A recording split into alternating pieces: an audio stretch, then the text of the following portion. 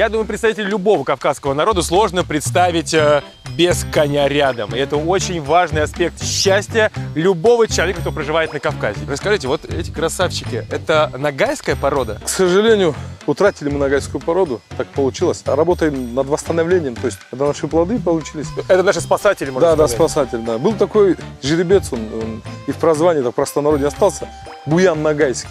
И вот от него осталось, вот сын его тоже.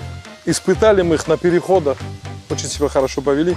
Пытаемся восстановить породу. То есть в чем основная такая особенность ногайской породы, которую вы стремитесь сейчас сделать чистой? Выносливость. В основном верховые лошади. Так как сейчас у нас грузовых лошадей практически не осталось, и никто не работает, а верховые лошади у нас остались. Правильно я понимаю, что конь, вообще лошадь в целом, да, играет важную роль в жизни ногайца? Я думаю, что это неотъемлемая часть жизни ногайца.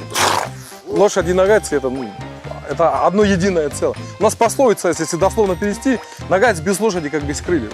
Любое свободное время мы с лошадью. На данный момент он один вот из жеребцов-производителей наших, да, из жеребцов-производителей, который сын Буяна нашего. Сын Буяна, Сын, чувствуется. Да, сын ногайского Буяна, да. Немного это волнение сейчас преобладает во мне. Сын Буяна это тоже чувствует, поэтому Да, я да, думаю, да. что надо идти дальше.